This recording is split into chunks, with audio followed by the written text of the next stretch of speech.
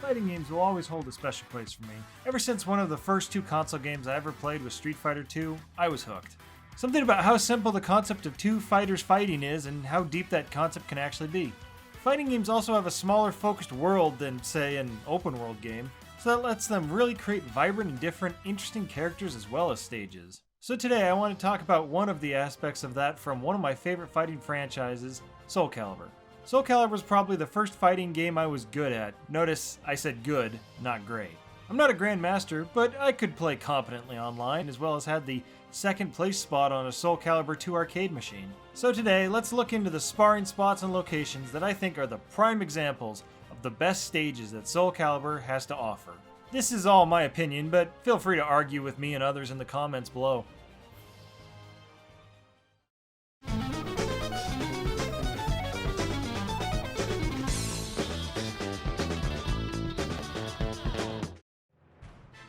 There are many round stages in the Soul Calibur games, but the only one to make the list is Soul Calibur 5's Tower of Glory, Spiral of Good and Evil. On the surface, this is a pretty simple stage. It's a round room with a big glass window on all sides, but for me the reason I'm picking it is because I like the concept and the atmosphere of the stage. It's as if you are in this ethereal dimension and are climbing the tower to get to the top when you end up in this room with an opposing challenger halting your ascent. It sets a tone that I like for a duel. Gameplay-wise, the windows can be broken if you hit an opponent into them, so it creates an extra level of strategy needed for one side to get a ring out. I will say I think I like the appearance of the Tower of Remembrance in Soul Calibur 4 slightly better, but this one has destructible windows and that gives it a gameplay edge, so it gets the slot.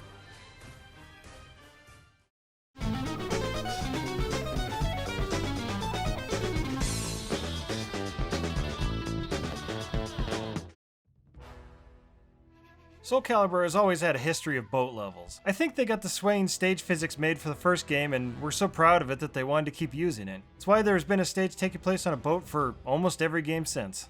If I'm gonna pick one though, I'm gonna pick the Battle in the Strait from Soul Calibur 3. As for the setting, I like that this stage takes place during a naval battle. It's a clash of two forces just as you are having a clash of two fighters.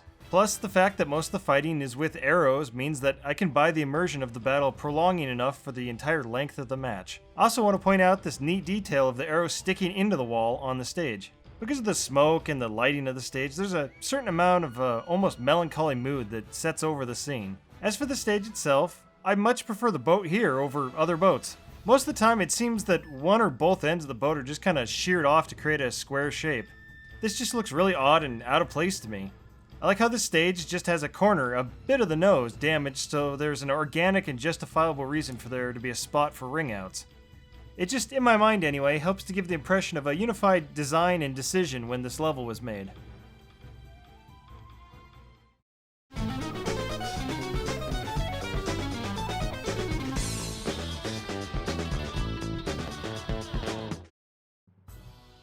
I have very good memories of most all the stages in Soul Calibur 2. One of them is the stage, Southern France Mansion Library. While the name is cumbersome, the stage is not so. I really like the look of this stage. Something about the wood look of the library like this is so appealing to my eyes. The design and structure of the level really makes it feel like this could be a real place that could exist in real life. There's a detail in the area downstairs that helps create a realistic impression. Plus, I really like the light on this level. It's easy to make a daytime or nighttime level, but this level has a distinct evening feel to it. And maybe it's just me, but I associate things like books and libraries with an evening setting, probably to a childhood memory of coming home from school and then reading like a huge nerd!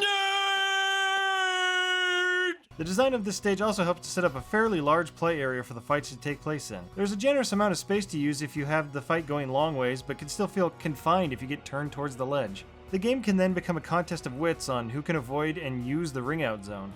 Whenever I get a chance, I'll always want to check out this stage.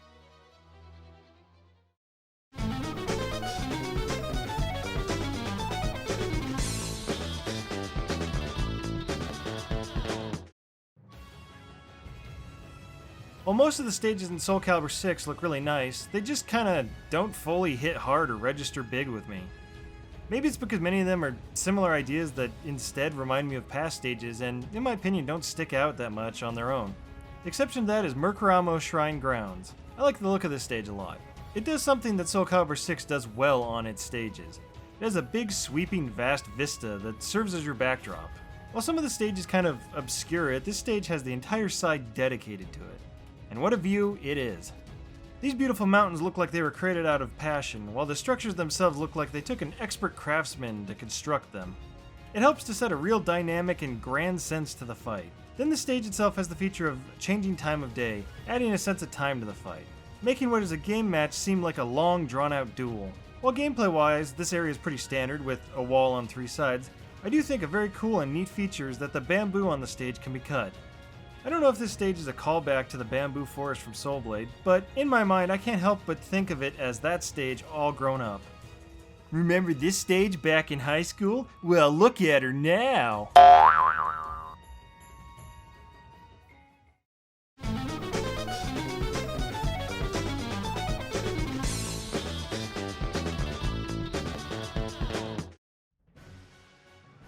Many stages in fighting games, and even Soul Calibur, have had fights be a spectacle for an audience. However, there's no bigger spectacle than that of the circus. Number 6 goes to the Phantom Pavilion from Soul Calibur 4. Here you're fighting not just to win, but to entertain. I really like the concept of this level.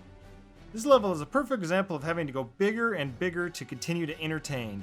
First, there were performers and animals to appease the crowd, but it wasn't enough. No, they wanted more. They wanted bloodshed. And so, you must fight for not only your honor, but for applause. Are you not entertained? Well, look at this guy. He doesn't really look thrilled to me, does he? This whole thing exists, all on his whim, and even he has grown numb to all the pleasures. He sought to make joy a career, and now it bores him, as any other job would. Maybe I'm reading way too much into the stage, but what I can say is that there are some neat choices that were made for this level.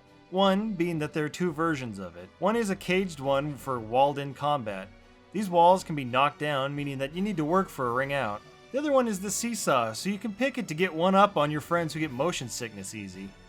I think I'm gonna be sick! Both versions do feel thematically correct for this stage. They both check out in design and gameplay shape. And speaking of their design, I really do like the metal sound that this stage makes. Just these walking sounds are very pleasing to me. You can hate clowns in the circus, but I think you would still like this level.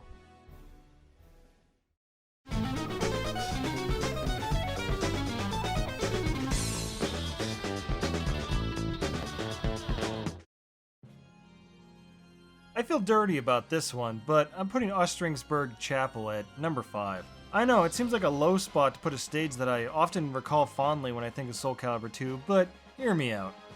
First off, I do like the look of this stage. It has a very dramatic sense to it. The fact that it both has the stony structures, but it's destroyed to let in the light. You have the ornate glasswork, and still get the view of the hills outside. You're even left with questions like, how did I get up here? I'm not seeing a spot for stairs. Second off, I really do like the music for this stage. It has a very climatic sense to it, which makes sense since this stage plays host to every destined battle in the game. Gameplay-wise, it continues in the tradition of some of what I like in stage design. There's only one side for ring outs. I feel like stages where all of the sides can provide a ring out just means it's guaranteed to happen. So I tend to appreciate stages like this where they are more uncommon. I guess one of the reasons why I feel like placing this here in the middle though, as much as I do like these particular ruins, is that stages in old ruins are kind of a dime a dozen in this franchise. I feel like every game has at least 2 old abandoned ruins, and most of those use Ostringsburg's theme. It's like eating a really good hamburger after you've already had Burger King for an entire month. Yeah, it's pretty good, but I'm kind of tired of it.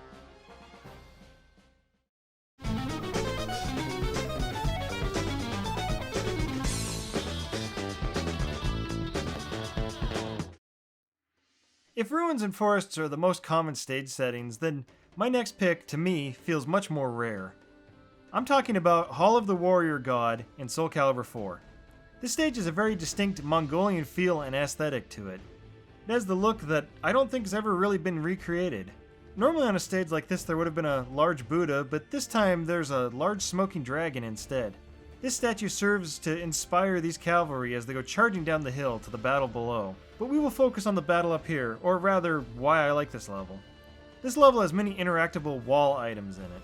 There are these pots that can be smashed, and once they're out of the way, the space can even give you a ring out. There are these blades here that are stored for the charging forces. You can knock enemies into them for extra damage. And lastly, there is this gong. You can knock opponents into it to, well... Take this! I think part of the reason that I like this level is that it mixes gameplay and stage design and layout all together into one coherent vision. Coherent vision as long as you ignore Darth Vader. Take this!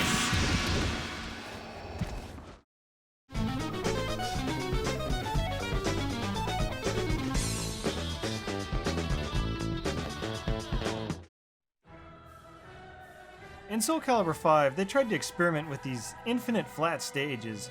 While I think most of the time they kind of look, well, wonky. I do think that it worked and went well with the stage Utopia of the Blessed. Something about this stage works for me. The fact that it's this pristine white Utopia works because it doesn't have anything awkwardly catching your eye as the stage is moving. Plus, I think this stage has a certain cinematic quality to it. Listen to the music. I think it works well to put a dramatic tone that makes the fight seem like a clash between two supernatural deities. But the real feature that I like is after 2 rounds, the stage changes. Utopia is lost, and the stage turns to more of a Armageddon-like state. It's almost as if your impurities, your senseless violence has tainted this place, and now it is Paradise Lost. On top of that, the stage now has ring-out spots, so it can shift your playstyle and mindset from the early rounds. Honestly, I wish more stages were set up for dramatic shifts like this, but I'm glad this one does it.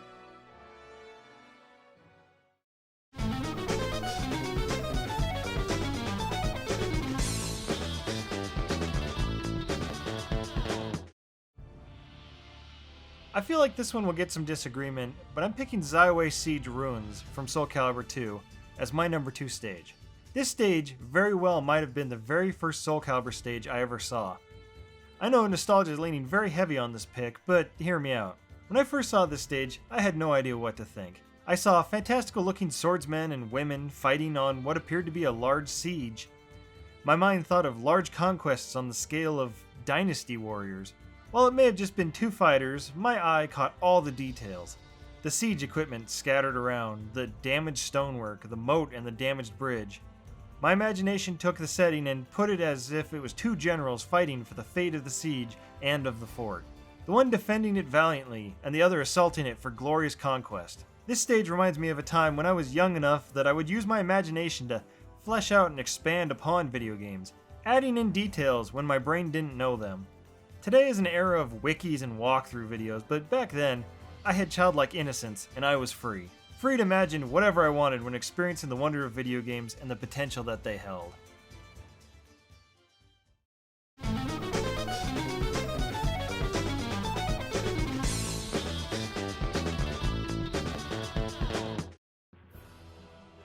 My number 1 pick also comes from Soul Calibur 2.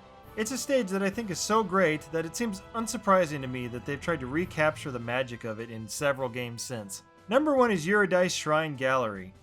This is the stage I think of to represent the entire Soul Calibur franchise. Something about this stage sits so right with me. The atmosphere takes me right into the fantasy world setting that hits hard with me. I think it's partly how high up in the mountains this stage is, or even the extra details that make it seem realistic for its fantastical nature. Things like the fact that there are natural stone faces so it feels like this is organically built into the rocks. Or the cloudy fog effect that blows by. This helps to set the cold feeling of the stage and reinforce how high up we are. It also helps to imprint on your brain the effects that you can see your character's breath. Which you can't, but it tricks you into remembering it that way. Just like the non-rain in Halo ODST. On top of the details, you also have the little things like the bits of ice and the cascading water, and the missing sword that Cassandra uses. As for game feel, I like this stage because moving around on it makes it feel like different stages. Because it's non-symmetrical, there are 3 distinct feeling areas. You have this side over here with the high walls. This part of the stage feels more confined and allows for closer combat if you remain there. Then we have this middle part that has a rectangular feel to it. On one side you have open stage so you have the ability to ring out opponents, and when on the defensive these columns exist so you can play around them to try and save yourself.